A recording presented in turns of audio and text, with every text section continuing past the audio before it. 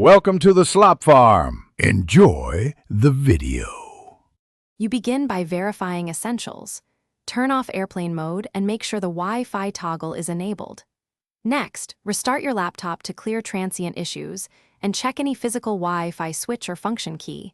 These can silently disable the adapter.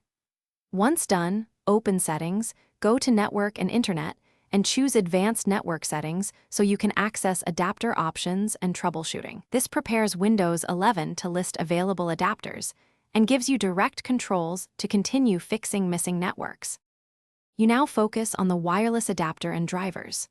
Open Device Manager and expand Network Adapters to find the wireless device.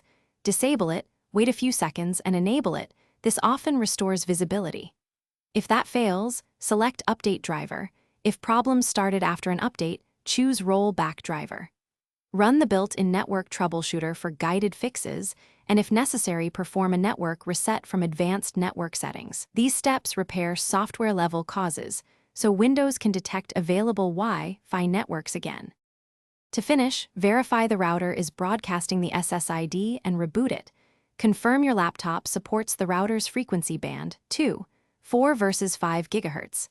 Make sure Windows Update and optional driver updates are installed, and if available, update BIOS or firmware to resolve compatibility bugs. Once complete, rescan networks. You should see your SSID. If you still cannot see any networks, use a USB Wi-Fi adapter to check whether the internal radio is faulty. This one key troubleshooting tip: